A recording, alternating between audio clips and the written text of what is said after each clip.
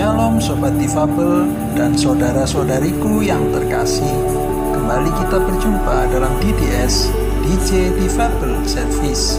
Mari kita mempersiapkan diri dengan sebaik-baiknya untuk memberikan penghormatan kepada Tuhan kita, Yesus Kristus.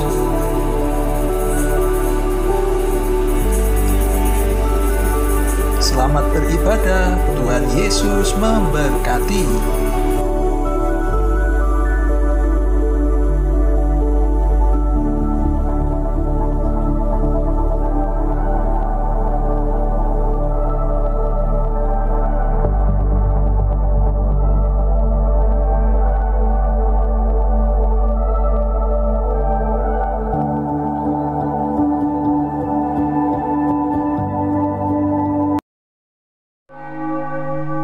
Welcome to DDS, DJ Difabel Service. 5, 4, 3, 2, 1. Salam sehat, salam semangat, dan shalom. Saya ucapkan bagi kita semua, Sobat Difabel, dan semua orang yang menyaksikan tayangan ini. Kembali kita bersyukur oleh karena kasih dan kemurahan Tuhan. Kembali kita berjumpa dalam DDS, DJ Difabel Service, sebuah konten video ibadah khusus untuk difabel, tetapi juga terbuka untuk umum. Kali ini kembali edisi istimewa, di mana kita saat ini memperingati kenaikan Tuhan Yesus ke surga. Mari kita merayakannya dengan selalu mengingat bahwasanya Tuhan Yesus telah naik ke surga dan telah mempersiapkan tempat bagi kita di sana, dan Dia akan segera menjemput kita kembali. Mari sebelum kita memulai ibadah kita, terlebih dahulu mari kita letakkan di dalam tangan Tuhan. Mari kita berdoa.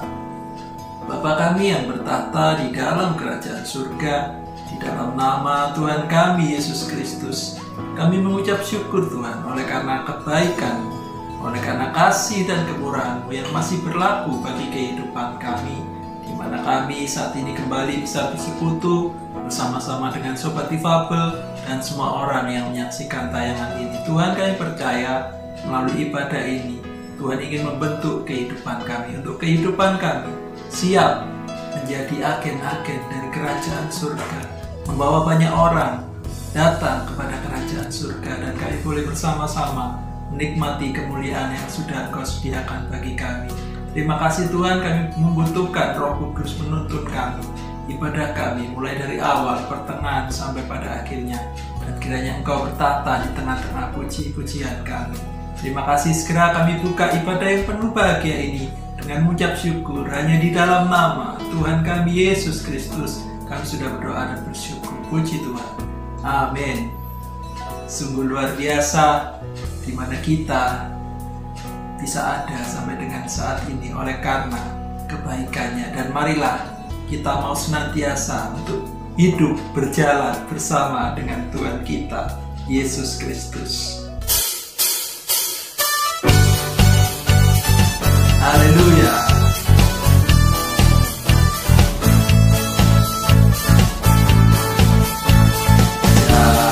Jalan serta Yesus, jalan sertanya setiap hari. Jalan serta Yesus, serta Yesus selamanya. Jalan dalam suka, jalan dalam duka, jalan sertanya setiap hari.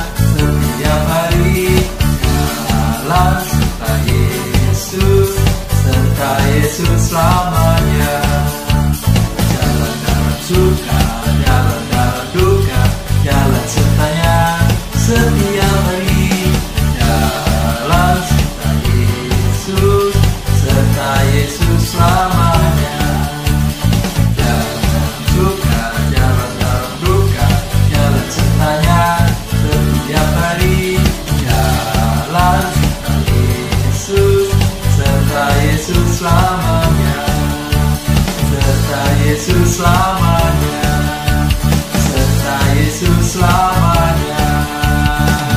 Puji nama Tuhan. Kita adalah orang-orang yang menang. Amin.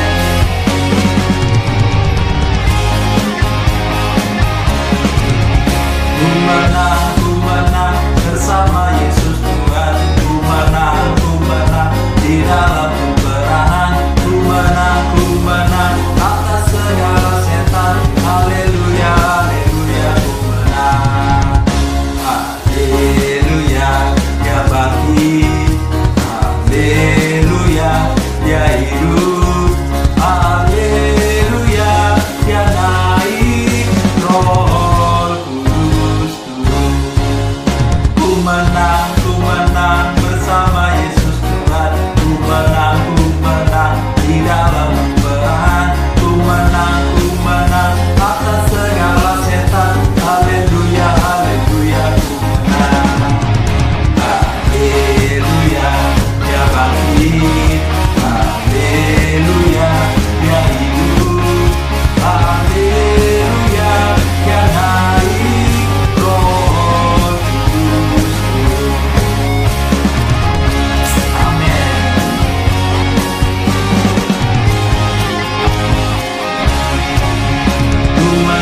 Ku menang bersama Yesus Tuhan. Ku menang di dalam peperangan. Ku menang atas segala setan. Haleluya, haleluya, ku menang. Haleluya, dia bangkit. Haleluya, dia hidup. Haleluya, dia naik. Roh Kudus turun. Haleluya, dia bangkit. Haleluya, dia hidup. Haleluya, dia naik. Roh Kudus turun. Haleluya, dia naik. Roh Kudus turun. Haleluya, dia naik. Roh Kudus turun. Puji Tuhan. Nama saya Emil. Sejak lahir saya sudah mengalami cerebral palsy.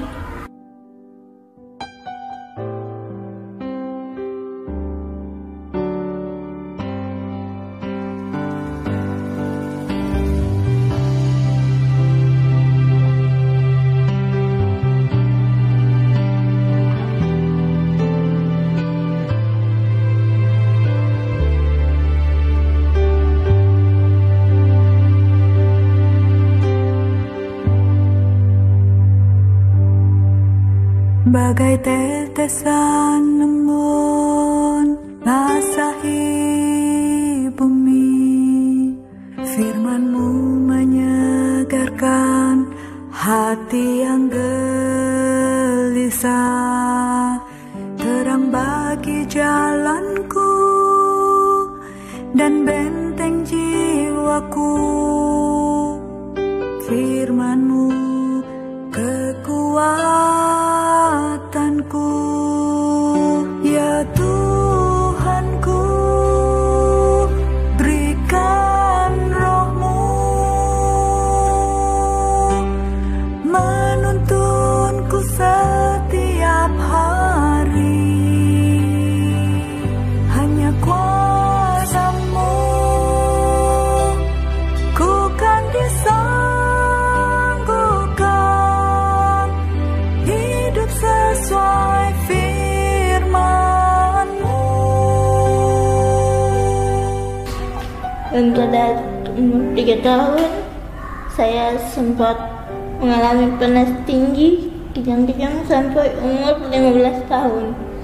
Pada saat itu saya sudah tidak kuat, saya sudah cukup capek dan ingin mati rasanya. Saya sempat kecewa dengan keadaan saya seperti ini.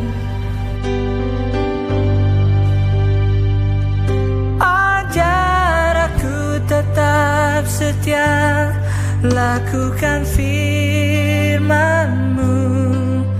Meski badai menerpa dan ombak meneru, ku percaya firman-Mu, janji setia-Mu. Firman-Mu tak berubah. Ya Tuhanku, berikan Roh-Mu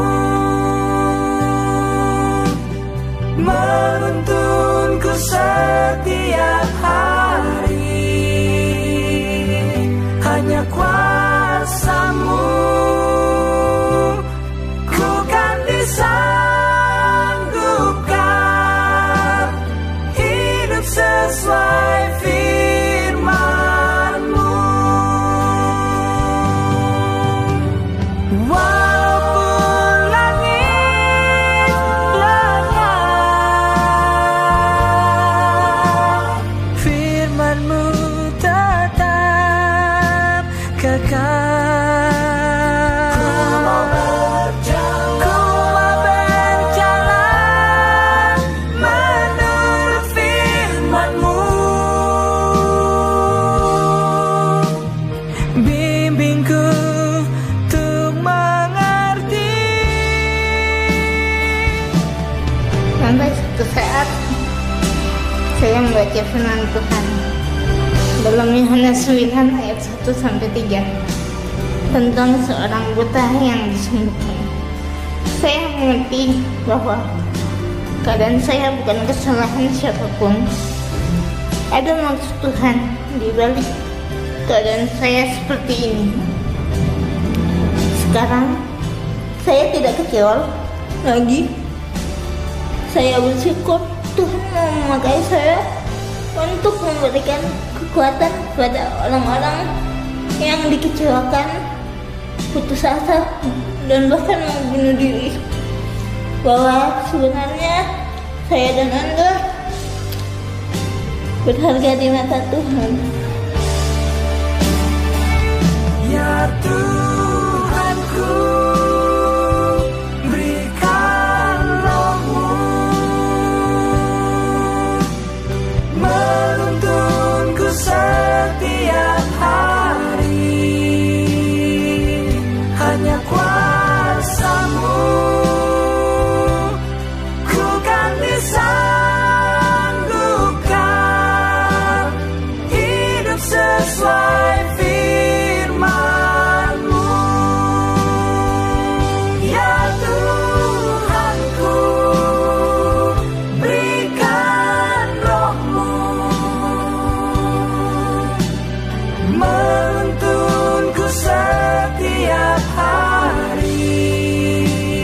Hanya kuasa-Mu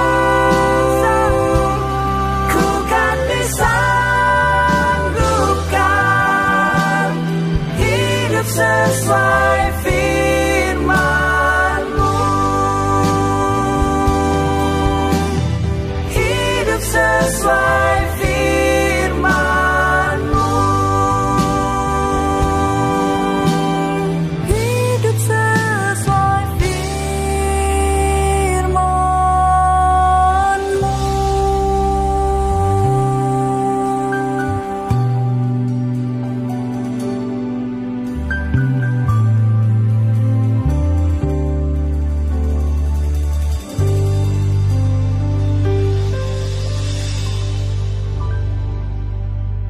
Ya Tuhanku, berikan Roh-Mu menuntunku setiap hari. Hanya kuasa-Mu ku kan disanggupkan hidup sesuai firman-Mu.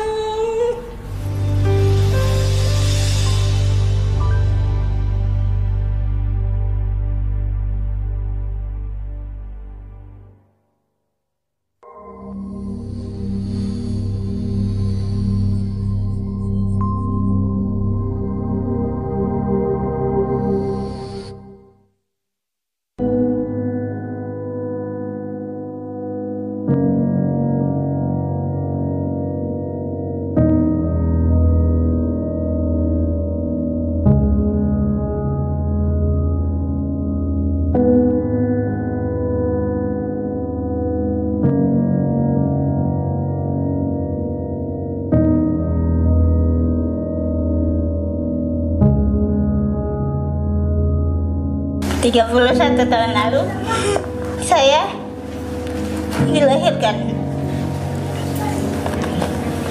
Saya tidak terlahir biasa, saya terlahir prematur. Tapi saudara-saudara, di balik kelahiran saya ada sesuatu yang saya mau ceritakan. Saya bukan mau membuka aib, saya bukan luka lama, tapi saya ingin menyaksikan bahwa Tuhan itu baik. Saya diceritakan oleh ibu saya bahwa sebelum kamu lahir, sebelum saya lahir atau sebelum kamu lahir, kamu mau dikuburkan.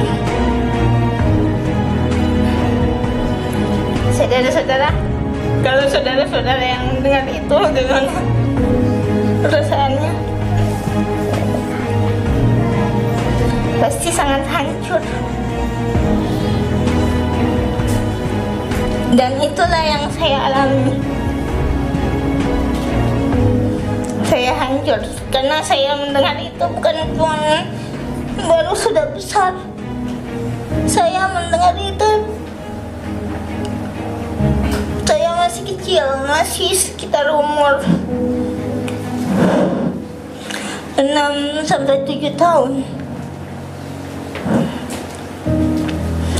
Saya mendengar itu dan saya kecewa. Tapi pada itu saya dengar waktu kecil saya dengar itu dari orang lain. Tapi setelah besar, setelah dewasa, mungkin bisa dibilang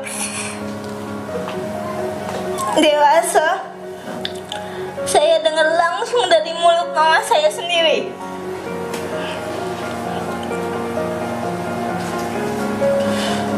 Mendengar langsung dari mulut orang tua sendiri, sepertinya perasaannya gimana sih?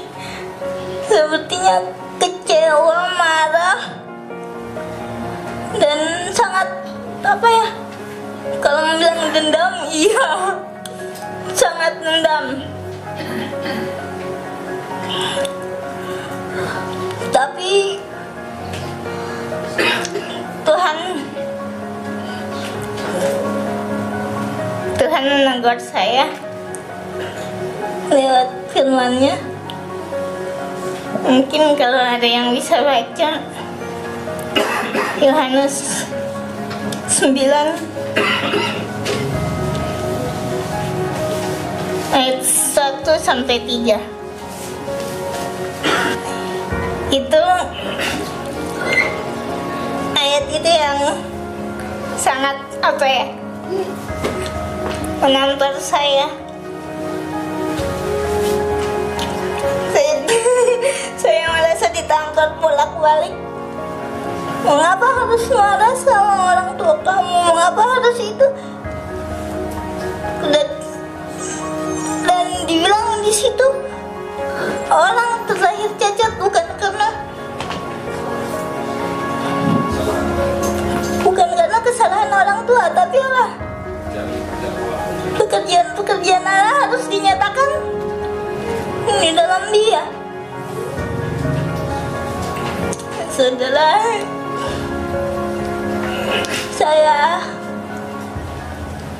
waktu saya ketemu ayat ini, mama saya kerja di Aceh. Saya kirim ayat ini ke mama saya di SMS. Saya SMS mama saya bilang, ini bukan salah mama, ini bukan salah Dedi, bukan salah siapa.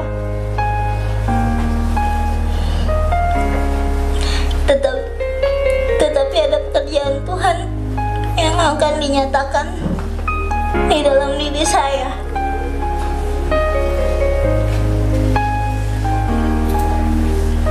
Saya pernah sakit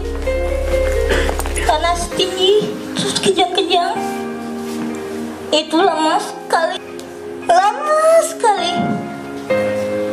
bertahun-tahun. Itu bukan cuma bulan, itu tahun. Dan saya sudah bilang, Tuhan, saya mau mati. Saya udah gak sanggup.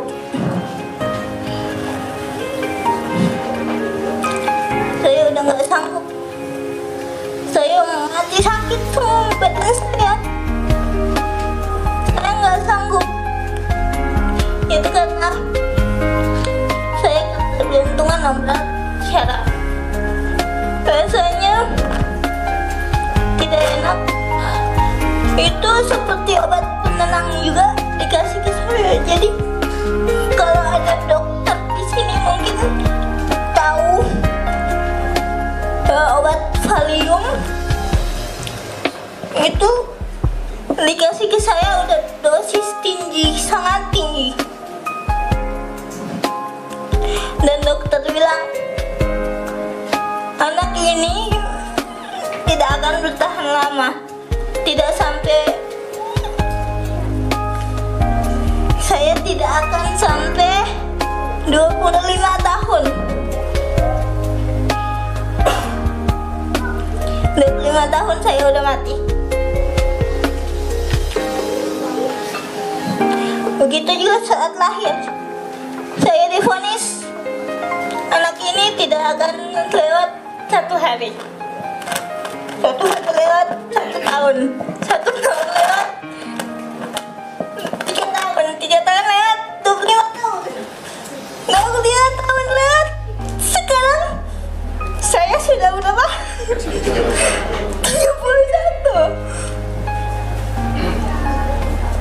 Tuhan itu baik.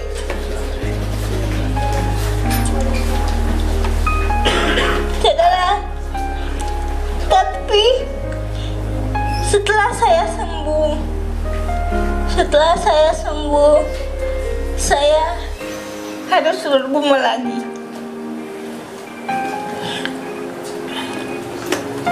Bergumul apa, saudara? Seperti yang saya bilang tadi,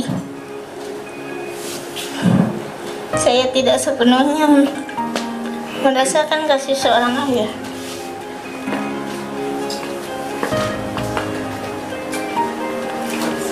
Waktu saya sakit,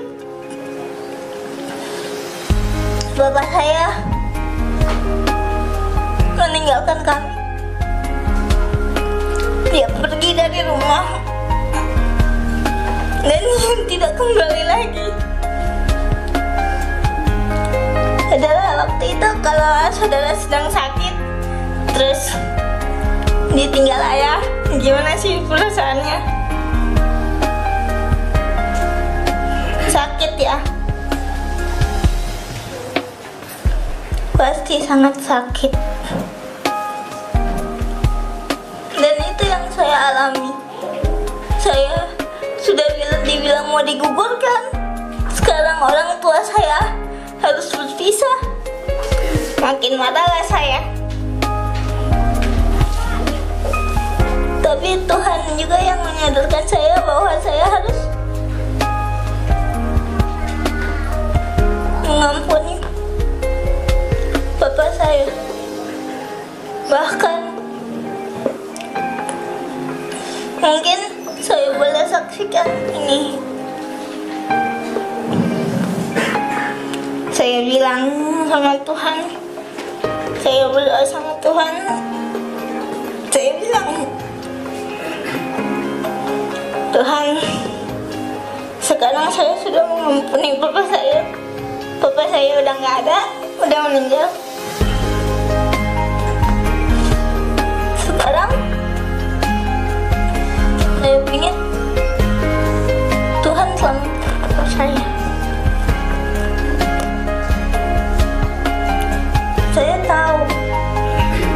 Saya tahu bapak saya banyak dosa. Ampuni Tuhan, dan saat Tuhan datang, orang pertama yang saya ingin tungguin selain Yesus adalah bapak saya.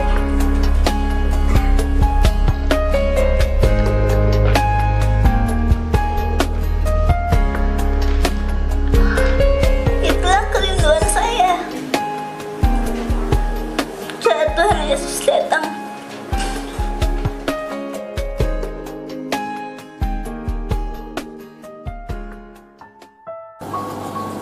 Mari kita tundukkan kepala, kita akan berdoa untuk mendengarkan firman Tuhan. Bapa yang bertahta dalam kerajaan surga, dalam nama Tuhan Yesus Kristus, Allah sesembahan kami dan pujian hati kami satu-satunya, kami bersyukur, kami berterima kasih Tuhan, kalau hari ini kami boleh memperingati hari kenaikan-Mu ke surga. Biarlah kami juga boleh merasakan suasana kenaikan itu. Dan sungguh Tuhan, lewat firman Allah yang sebentar kami dengarkan ini, memberkati kehidupan kami, sehingga kami juga menjadi berkat bagi orang lain. Terima kasih Tuhan, terima kasih. Sucikan hati kami, pikiran, pandangan, dan angan-angan kami, supaya firman-Mu boleh mendapatkan tempat yang terutama dalam hati kami. Terima kasih Tuhan, urapi firman-Mu dan urapi kami sekalian dalam pengurapan yang dari surga. Segala pekerjaan setan yang coba mengganggu, merintangi dalam kami mendengarkan firman-Mu, kami sehati panggil nama-Mu yang penuh kuasa untuk mengusirkan segala pekerjaan setan itu di dalam nama Tuhan Yesus Kristus, darah Kristus yang berkuasa. Terima kasih Tuhan, terima kasih. Terima kasih Tuhan. Hamba tetap berserah diri kepadamu, biar kemurahan dan belas kasihan-Mu tetap Tuhan nyatakan kepada hamba untuk mampu menyampaikan firman-Mu dengan benar dan murni Tuhan, sehingga firman Tuhan menjadikan satu jawaban dalam segala masalah persoalan kami. Sekaligus Tuhan, firman-Mu boleh memberikan kekuatan, boleh menyucikan hati kami, memperbaharui kami untuk kami dipersiapkan untuk menyambut kedatangan-Mu yang kedua kali. Terima kasih, di dalam nama Tuhan Yesus Kristus kami alaskan doa dan sembahyang kami. Haleluya, amin. Puji Tuhan, saudara sekalian yang dikasihi Tuhan. Sebelum lanjut dalam pemberitaan firman Tuhan pada hari ini, yang merupakan suatu ucapan syukur terima kasih kita kepada Tuhan, sekaligus kita memperingati hari kenaikan Tuhan Yesus ke surga.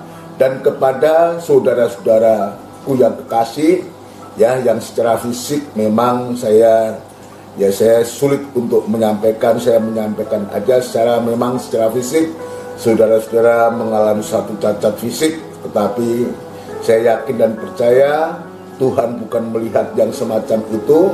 Yang Tuhan lihat adalah sikap kita di hadapannya. Yang Tuhan lihat adalah hati kita, bahwa hati kita rindu untuk mendengarkan firman Tuhan. Itu sebabnya saya mengucapkan shalom, sejahtera Tuhan kiranya tetap dilimpahkan kepada kita semua. Puji Tuhan, saudaraku sekalian yang dikasihi Tuhan, yang saat ini berada dimanapun kita berada, biarlah pada hari ini kita dalam memperingati ibadah kenaikan Isa Masih ini memberikan suatu nasihat, kekuatan, dan dorongan semangat kepada kita untuk supaya di hari-hari ini kita boleh mempersiapkan diri untuk masuk dalam suatu kegerakan rohani yang dipersiapkan untuk pembangunan tubuh Kristus, untuk menyambut kedatangan Tuhan yang kedua kali. Dalam ibadah ini saya sekali lagi ingin menyampaikan kepada kita semua bahwa dalam Alkitab, saudaraku, dalam Alkitab ada 3 kitab yang menuliskan tentang kenaikan Tuhan Yesus ke surga, yaitu Injil Markus.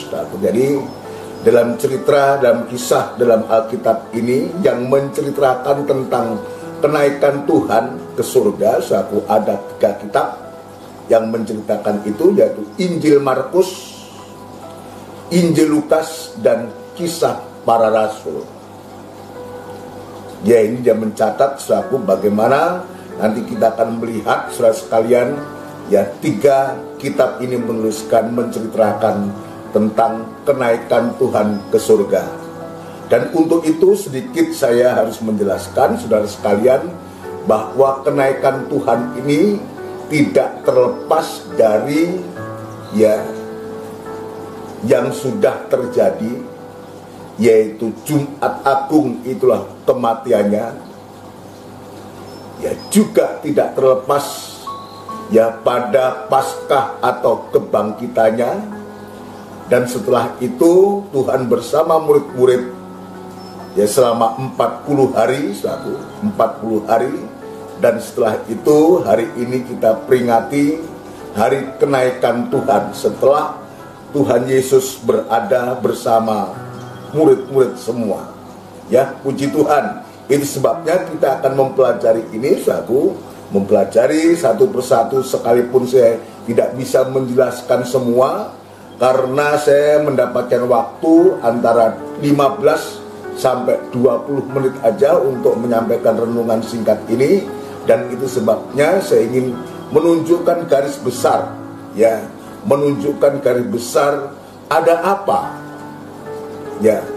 manfaat apa dan pelajaran apa yang Tuhan tunjukkan kepada kita untuk kenaikannya itu. Yang pertama kita akan membaca dalam Injil Markus, saudara sekalian. Injil Markus, Injil Markus jelas di sana ketika Tuhan itu naik ke surga, atau lebih baik kita membaca Markus pasal yang ke-16 ayat yang ke-19 dan 20. Markus pasal 16 ayat 19 sampai 20. Sesudah Tuhan Yesus berbicara demikian kepada mereka, terangkatlah ia ke surga, lalu duduk di sebelah kanan Allah. Ayat 20, mereka pun pergilah memberitakan Injil ke segala penjuru, dan Tuhan turut bekerja dan meneguhkan firman itu dengan tanda-tanda yang menyertainya. Jadi dalam Injil Markus ini bagaimana kenaikannya Tuhan itu, kenaikan Tuhan itu memberikan suatu berkat kepada kita semua. Betapa penyertaan Tuhan itu dinyatakan kepada saat itu kepada murid-murid untuk meneruskan memberitakan Injil ke segala penjuru. Penyertaan Tuhan, prakteknya untuk kita adalah bahwa kita semua yang masih ada di bumi ini sangat dan sangat membutuhkan penyertaan Tuhan. Sangat-sangat membutuhkan penyertaan Tuhan. Kalau kita dalam menjalani kehidupan kita, apapun keadaan kita, saudaraku, apapun keadaan kita, mungkin kita ada kelemahan fisik seperti tadi yang saya sampaikan tadi, ataupun kelemahan-kelemahan yang lain, maka yang kita butuhkan adalah penyertaan Tuhan. Penyertaan Tuhan di sini adalah penyertaan Tuhan atau penyertaan Yesus sebagai imam besar yang duduk di sebelah kanan Allah Bapa, yang duduk di sebelah kanan Allah Bapa. Ayat 16 tadi katakan, sesudah Tuhan Yesus berbicara demikian kepada mereka, terangkatlah ia ke surga, lalu duduk di sebelah kanan Allah. Jadi kalau saya kaitkan ini, gabungkan ini, yang dimaksud dengan penyertaan Tuhan adalah penyertaan Tuhan atau penyertaan Yesus sebagai imam besar. Sebagai imam besar yang saat ini duduk di sebelah kanan Allah Bapa untuk berdoa syafaat selalu untuk kita. Jadi di sini kita sangat membutuhkan penyertaan Tuhan dalam hal Dia sebagai imam besar yang selalu berdoa dan mendoakan kehidupan kita yang masih ada di bumi ini. Yang masih ada di bumi ini. Itu sebabnya dalam Injil Yohanes pasal 17, dalam doa imamatnya, kuduskanlah mereka dalam kebenaran.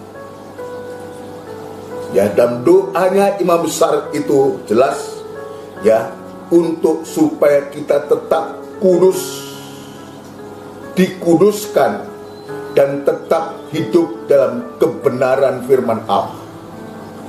Atau lebih baik kita baca, saudara sekalian, dalam Injil Yohanes pasal yang ke-17, saudara sekalian, ya pasal yang ke-17,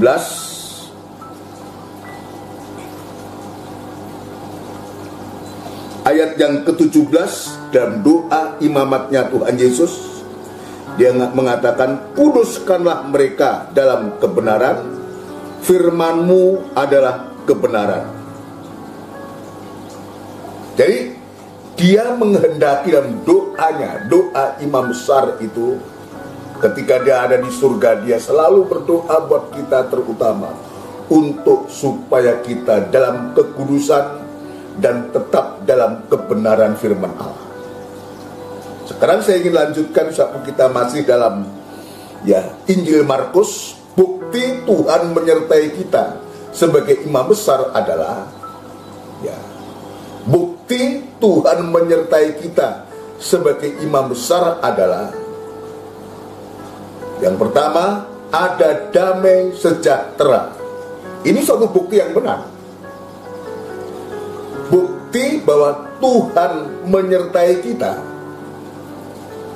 Ya, Dia sebagai imam besar menyertai kita, adanya damai sejahtera. Ini penting buat kita. Ya, penyertaan Tuhan, Dia sebagai imam besar. Di satu sisi dia juga berdoa untuk kita, kuduskanlah mereka dalam kebenaran, sebab firman itu adalah kebenaran. Maka yang kita bisa rasakan adalah adanya damai sejahtera. Ini lebih dari semua, saudara sekalian.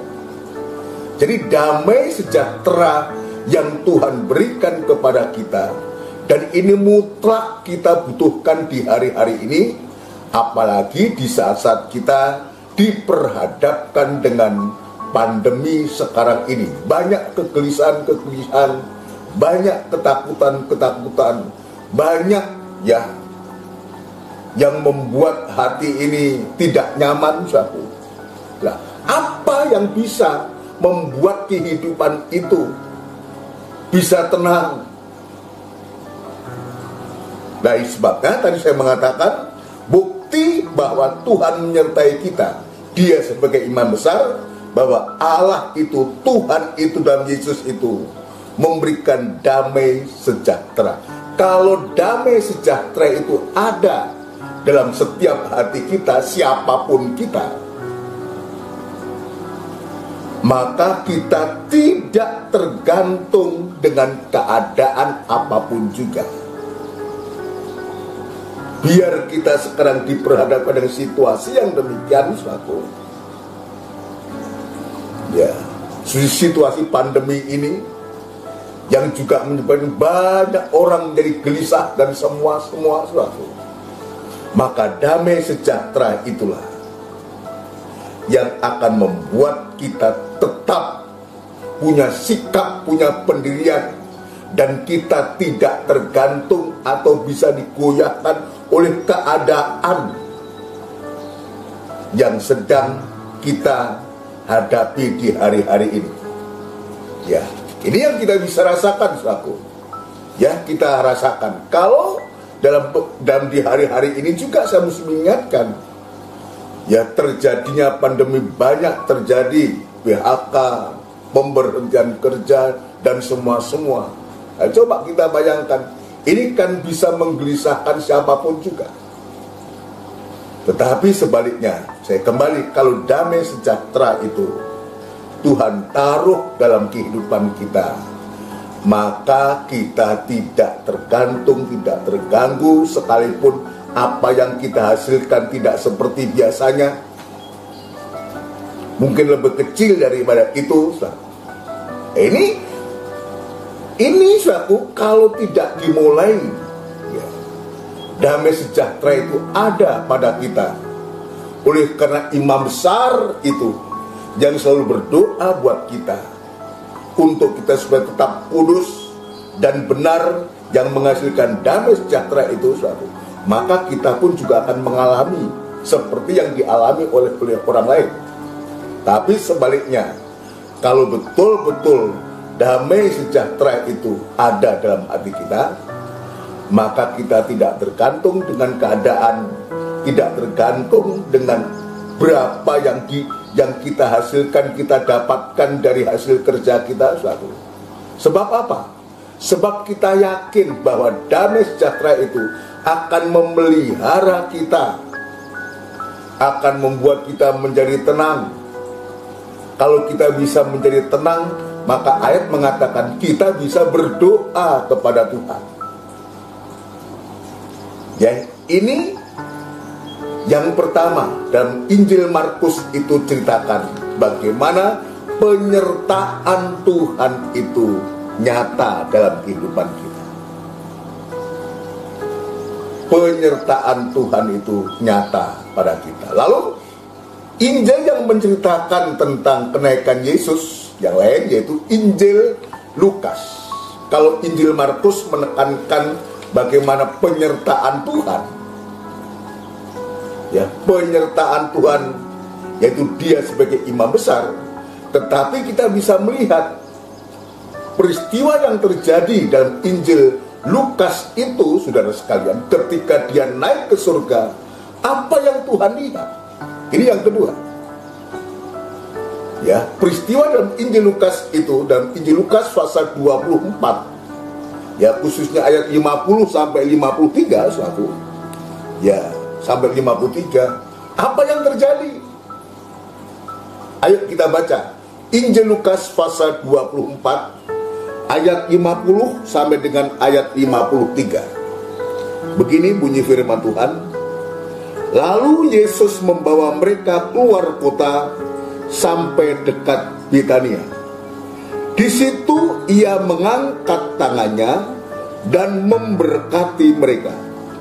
Dan ketika Ia sedang memberkati mereka, Ia berpisah dari mereka dan terangkat ke surga. Mereka sujud menyembah kepadanya. Lalu mereka pulang ke Yerusalem dengan sangat bersukacita. Ayat 53, mereka senantiasa berada dalam bait Allah dan memuliakan Allah. Jadi kalau saya menyimpulkan dalam cerita kenaikan Tuhan dalam Injil Lukas ini, ketika Dia naik ke surga dengan tangan diangkat satu, Ia mengangkat tangannya dan memberkati mereka. Ini kesimpulan dari Injil Lukas ini, menceritakan bagaimana Dia naik ke surga sambil memberkati kita. Berkat apa yang kita terima, saudara sekalian? Ya, berkat apa yang kita terima? Terutama berkat-berkat rohani. Antara lain adalah buat kita sekarang yang kita bisa rasakan. Ya, yes, sebutkan mereka sujud menyembah kepadanya. Lalu mereka pulang ke Yerusalem dengan sangat bersukacita. Mereka senantiasa berada dalam bait Allah dan memuliakan Allah. Berkat yang diterima, yaitu berkat rohani itu, yaitu membawa kehidupan murid-murid itu kembali pulang ke Yerusalem. Ini artinya dia kembali dalam aktivitas ibadah. Yerusalem itulah pusatnya tempat ibadah. Jadi mendorong mereka untuk menyembah Dia dan Dia beribadah kepada Tuhan. Dia katakan senantiasa berada dalam bait Allah dan memuliakan Allah. Ini berkat yang kita terima. Bukan saja berkat jasmani, tapi berkat rohani itu, kenaikan Tuhan ini untuk membuat kita semakin menyembah kepada Dia. Semakin kita setia beribadah, semakin kita setia memuliakan Allah, semakin setia kita melayani Tuhan. Jadi saya katakan, ya, berkat-berkat rohani lewat ibadah-ibadah itu, maka firman Allah itu memberkati kita, dan Roh Kudus-Nya dicurahkan kepada kita. Ya, untuk apa? Untuk supaya kita hidup benar dan hidup suci. Untuk supaya kita hidup benar dan hidup suci. Jadi Tuhan mengaruniakan berkat yang double dalam hal ini. Dan Injil Lukas ini dia memberkati. Berkat yang Tuhan berikan kepada kita adalah berkat yang double atas hidup kita, baik itu berkat jasmani, terlebih berkat rohani. Terlebih berkat rohani, ya. Berkat ini, saudaraku, ya, berkat Tuhan ini dikaitkan dengan dua hal. Berkat Tuhan ini dikaitkan dengan dua hal, yaitu yang pertama, Yesus sedang memberkati. Ketika dia naik ke surga itu, dia sedang memberkati. Artinya Yesus terus memberkati, tidak pernah berhenti dalam memberkati kita untuk melindungi, menutupi kita dari kutukan atau dunia ini. Kenapa? Karena dunia ini sudah terkutuk, ya, yang menutupi kita dari kutukan atas dunia ini. Tapi kutuk itu Tuhan rubah menjadi berkat buat kita. Ya, dunia sudah terkutuk, tapi Tuhan rubah kutuk itu menjadi berkat buat kita. Sekali lagi, Yesus sedang memberkati, artinya Yesus terus memberkati, tidak pernah berhenti dalam memberkati kita, baik jasmani, terutama yang rohani. Dan itu sebabnya kalau kita setia kepada Tuhan, kita setia mengiring Dia, kita sungguh-sungguh kepada Dia, maka janganlah kita takut, janganlah kita khawatir apa yang hendak kita makan, apa yang hendak kita pakai. Ya. Dan Tuhan Yesus mengatakan, lihat itu burung di udara yang tidak pernah menabur, ya, yang tidak pernah menabur, tidak pernah menuai, tapi dia dipelihara oleh Bapa. Apalagi kehidupan kita yang senantiasa beribadah, setia beribadah dalam keadaan apapun juga, setia melayani Tuhan. Mustahil bahwa Tuhan itu tidak memelihara kita. Yang kedua, Yesus terangkat ke surga, menunjukkan bahwa berkat Tuhan itu tidak tergantung pada keadaan, tidak tergantung pada situasi dan kondisi dunia ini, tapi tergantung dari kemurahan dari surga. Jadi tidak bisa dihalangi, dirampas oleh apapun juga. Kalau itu berkatnya Tuhan, berkat dari Tuhan. Sebab ada ayat mengatakan, jika Ia membuka pintu, yaitu pintu berkat, maka tidak ada seorang pun yang bisa menutup pintu berkat itu. Tapi sebaliknya, kalau Tuhan yang menutup pintu berkat itu, maka betul-betul berkat itu akan tertutup buat kita. Itu sebabnya untuk supaya berkat, terlebih berkat rohani, terus melimpah dalam kita, ya lewat ibadah pelayanan kita, juga berkat jasmani yang menyangkut kebutuhan hidup kita, Tuhan juga tidak pernah lewatkan itu dengan caranya Tuhan.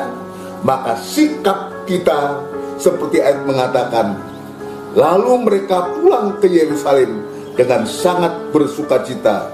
Mereka senantiasa berada dalam bait Allah dan memuliakan Allah. Kalau kita mendahulukan ibadah, mendahulukan pelayanan kepada Tuhan, ayat mengatakan, carilah kerajaan Allah serta kebenarannya, maka sekaliannya itu akan kutambahkan kepadamu. Jadi artinya kalau kita bisa memuliakan Tuhan, dengan kenaikan Tuhan ini mendorong kita senantiasa untuk kita memuliakan Tuhan, setia kepada Tuhan. Maka ayat mengatakan sekaliannya. Apa itu sekaliannya? apapun yang sedang kita butuhkan, apapun yang sedang kita hadapi, apapun yang sedang kita pikirkan, maka Tuhan juga yang akan menyelesaikan semuanya itu. Amin, saudara sekalian. Puji Tuhan. Ini Injil Lukas, Markus, Lukas. Dan yang ketiga adalah yang menceritakan tentang kenaikan Tuhan Yesus ini adalah Kisah Para Rasul, pasal yang pertama ayat yang ke-9 sampai dengan yang ke-11. Ya, Kisah Rasul ini penulisnya sama dengan Lukas, yaitu Dr. Lukas. Penulis Kisah Para Rasul dengan Injil Lukas ini sama, yaitu Dr. Lukas. Yaitu sebabnya hampir sama ceritanya nanti. Atau kita baca Kisah Para Rasul pasal 1 ayat 9 sampai dengan ayat yang ke-11, yang berbunyi demikian. Sesudah ia mengatakan demikian, yang dimaksud mengatakan demikian itu setelah dia mengatakan tentang nanti kalian akan Roh Kudus akan turun, saudaraku. Dia akan memenuhi kamu dan kamu akan menjadi saksi, disebutkan ya dalam ayat 8. Tetapi kamu akan menerima kuasa kalau Roh Kudus turun ke atas kamu, dan kamu akan menjadi saksiku di Yerusalem dan di seluruh Yudea dan Samaria dan sampai ke ujung bumi. Baru ayat 9, sesudah ia mengatakan demikian, terangkatlah ia disaksikan oleh mereka, dan awan menutupnya dari pandangan mereka. Ketika mereka sedang menatap ke langit, waktu ia naik itu, tiba-tiba berdirilah 2 orang yang berpakaian putih dekat mereka. Ayat 11, dan berkata kepada mereka, hei orang-orang Galilea, mengapakah kamu berdiri melihat ke langit? Yesus ini yang terangkat ke surga meninggalkan kamu akan datang kembali dengan cara yang sama seperti kamu melihat dia naik ke surga. Artinya kenaikan dia itu, kenaikan dia ke surga itu dalam Injil Yohanes pasal 14, dia naik ke surga sama dengan dia pergi ke rumah Bapa itu, pergi kepada Bapa itu untuk menyediakan tempat buat kita semua. Ya, dan ayat jelas mengatakan dalam Injil Yohanes pasal 14 ini, kalau rumah itu datang, kalau rumah itu sudah jadi, ya, rumah itu sudah jadi, maka dia akan datang kembali untuk menjemput kita. Atau lebih baik kita baca selaku, ya sedikit kita baca Injil Yohanes pasal 14 ayat yang ketiga. Nanti sudah bisa baca ayat 1 sampai 2. Ayat yang ketiga.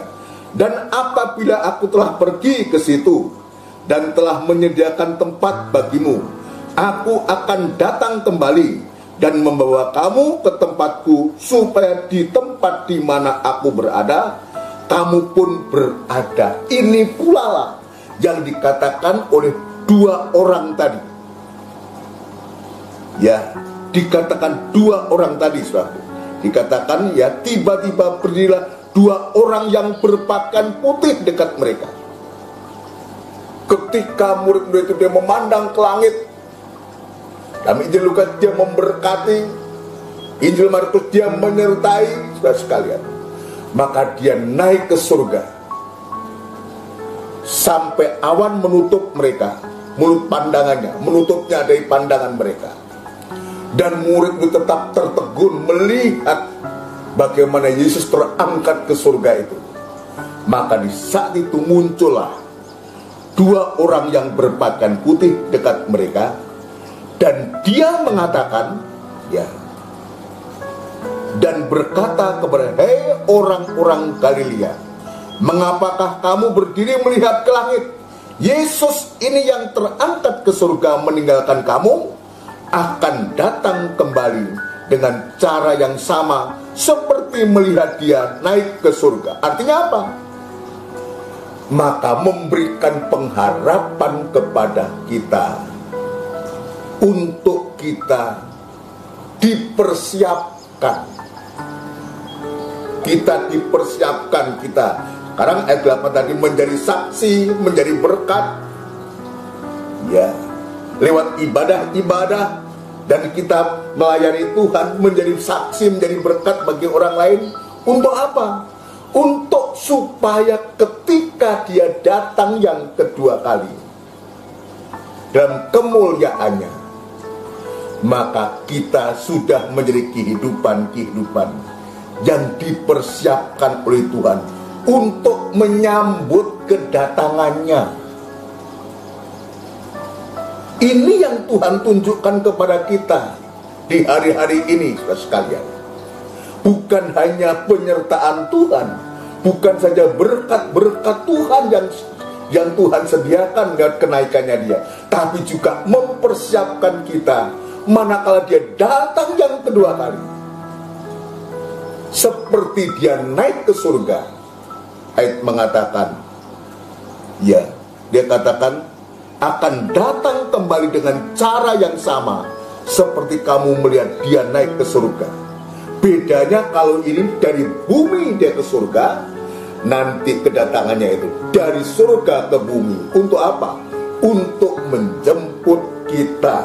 Injil Yohanes pasal 14, untuk supaya di mana aku berada, maka di situ pun kamu berada.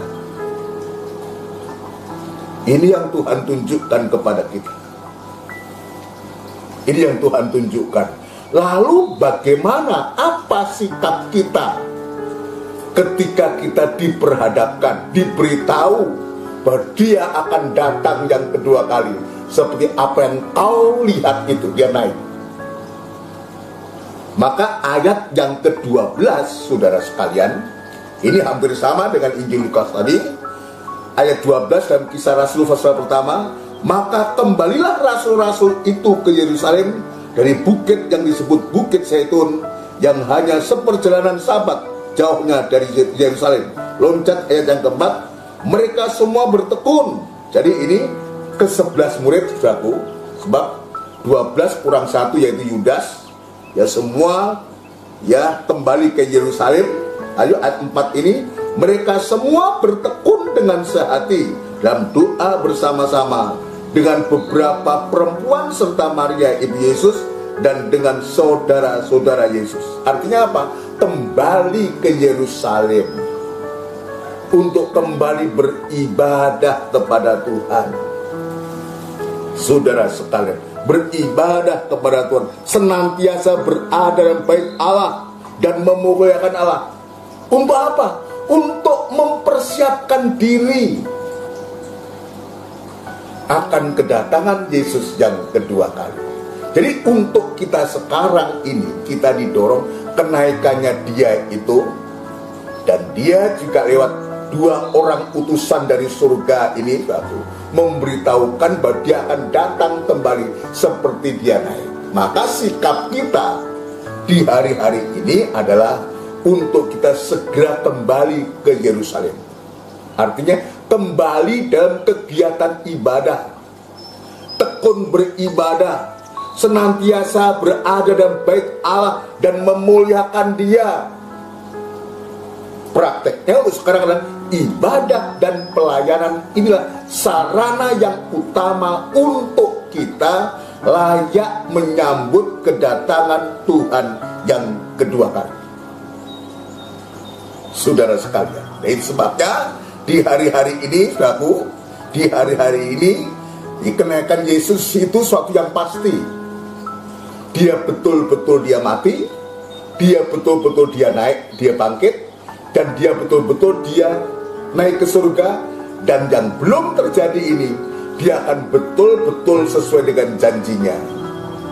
Dia akan datang kembali untuk menjemput kita. Itu sebabnya, sebelum saya mengakhiri ini, bahwa penyertaan Tuhan dan berkat-berkat Tuhan yang dijanjikan Tuhan lewat Injil yang sudah kita baca, saya ulangi, penyertaan Tuhan dalam Injil Markus disebutkan, dan berkat-berkat Tuhan dalam Injil Lukas itu harus diarahkan pada kedatangan Tuhan yang kedua kali. Harus diarahkan kepada kedatangan Tuhan yang kedua kali, supaya ketika dia mengatakan dalam kitab Wahyu ayat yang terakhir buat renungan pada ibadah kenaikan Tuhan Yesus ini, ayat yang terakhir, ya, kalau dia mengatakan aku datang segera, maka kita bisa serentak untuk memberikan jawaban yang pasti. Mari kita baca ayat yang terakhir. Ayat yang terakhir dalam kitab Wahyu pasal 22. Kitab Wahyu pasal 22. Saudara sekalian, ya, ini sungguh-sungguh luar biasa untuk mempersiapkan kehidupan kita, ya.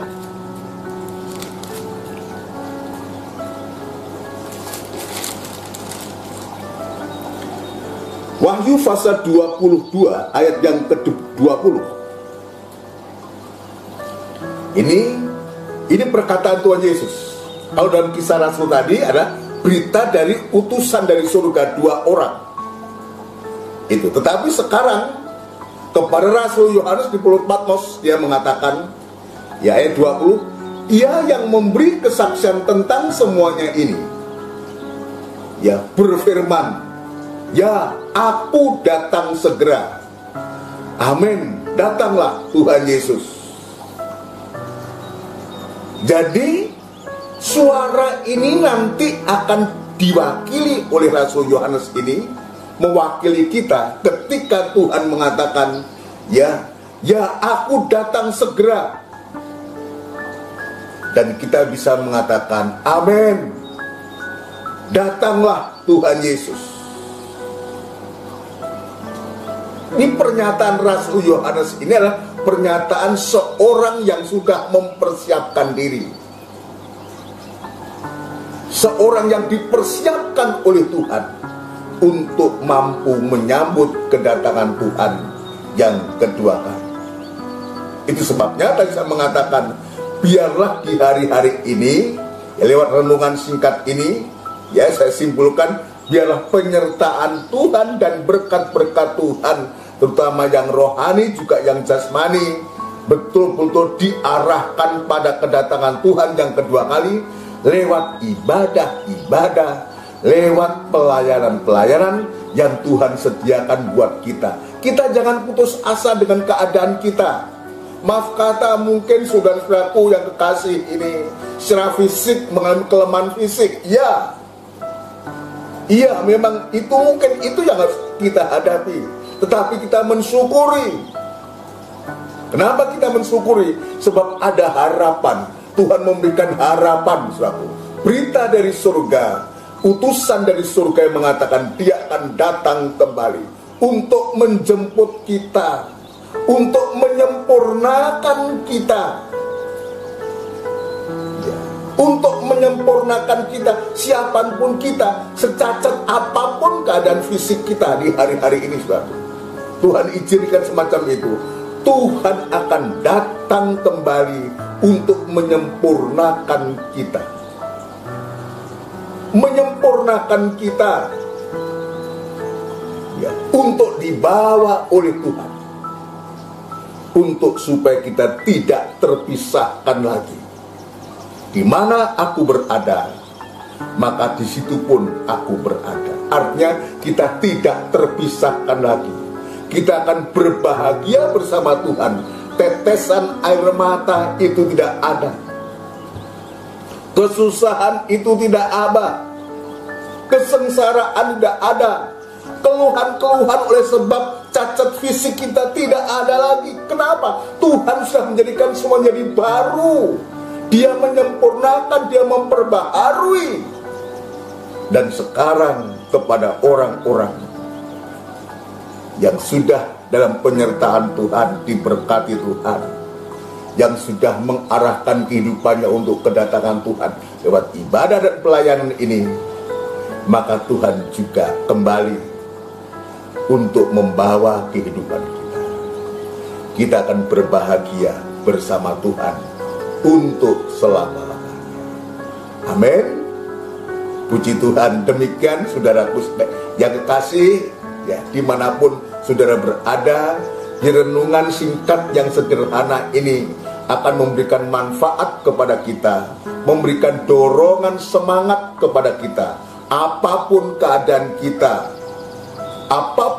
kita, mungkin kelemahan fisik kita, iya, tidak mengapa. Tapi biar kita syukuri, yang terpenting bagaimana kita bisa membawa hati kita, membawa kehidupan kita untuk bisa benar di hadapan Tuhan, bisa suci di hadapan Tuhan. Sebab tanpa kesucian, mengatakan, tidak seorang pun bisa memandang Tuhan. Kalau kita benar, kita ada kesucian Allah, maka Dia datang untuk menyempurnakan kita. Oleh satu korban saja, Ia menyempurnakan orang yang Dia kuduskan. Dia sempurnakan, artinya tidak ada cacat dan celah lagi, untuk kita bisa berbahagia bersama Tuhan. Puji Tuhan, mari kita tundukkan kepala, kita bersyukur, kita berterima kasih kepada Tuhan. Bapa di surga, terima kasih untuk kenaikan-Mu. Engkau sudah memberikan teladan yang sempurna. Engkau sudah melakukan perkara-perkara yang besar ketika Engkau naik. Engkau menyertai dalam kehidupan kami, dalam ibadah pelayanan kami. Engkau juga memberkati kami, terutama yang rohani juga jasmani. Tapi Engkau juga memberikan pengharapan kepada kami, untuk kami bisa bertemu Engkau kembali, untuk kami bisa menyambut kedatangan yang kedua kali, ketika Engkau datang yang kedua kali, dan kami boleh bersama-sama Engkau untuk selama-lamanya Tuhan. Itu sebabnya Tuhan, biar damai sejahtera-Mu, biar sukacitamu lewat ibadah, lewat firman Allah, lewat Roh Kudus yang selalu memberikan kekuatan dan menghibur kami, mendorong kami untuk kami senantiasa berada di bait-Mu, untuk memuliakan Engkau Tuhan, selalu kepadamu Tuhan. Terima kasih Bapa, terima kasih untuk berkat firman-Mu ini. Terima kasih Tuhan, biar tersimpan, tertukik dalam hati kami, dan menjadi iman, dan kami boleh mengimani, dan sampai sewaktu-waktu betul-betul apa yang kami imani, maka jadilah seperti iman-Mu. Itulah yang menjadi kerinduan kami Tuhan. Terima kasih Tuhan, terima kasih. Berkati saudara-saudara kami ini Tuhan, yang secara fisik memang mengalami kelemahan tubuh, tapi Engkau tidak pernah membeda-bedakan. Berkat yang sama itu juga Engkau curahkan, memberikan damai sejahtera-Mu, memberikan berkat-Mu terutama yang rohani, juga kebutuhan-kebutuhan yang dibutuhkan, terutama ibadah dan pelayanannya Tuhan. Engkau berkati senantiasa. Terima kasih Tuhan, terima kasih, terima kasih, terima kasih Tuhan, terima kasih. Inilah seru doa permohonan kami. Terima kasih Tuhan, saudaraku yang kasih. Biar rahmat anugerah cinta yang besar yang datangnya dari Allah Bapa kiranya memberkati kami mulai hari ini sampai Engkau datang yang kedua kali. Terima kasih Tuhan, terima kasih. Di dalam nama Tuhan Yesus Kristus kami alaskan doa dan sembahyang kami. Haleluya, amin. Puji Tuhan, saudaraku yang kekasih, yang dikasih Tuhan dimanapun saudara berada, dalam keadaan apapun juga, ya, terima kasih untuk kepercayaannya, untuk saya bisa memberikan renungan singkat, ya, renungan yang sederhana ini kiranya memberkati kita semua.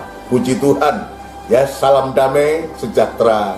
Tuhan memberkati kita semua. Haleluya. Amin.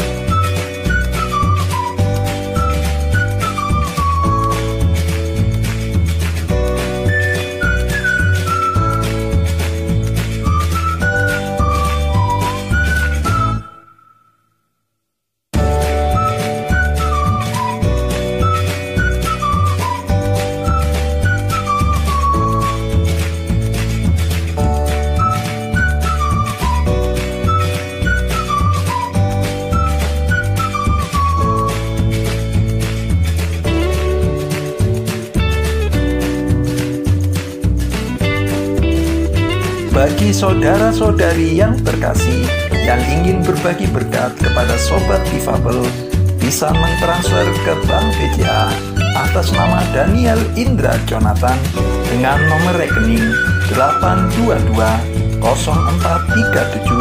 460. Terima kasih, Tuhan Yesus memberkati.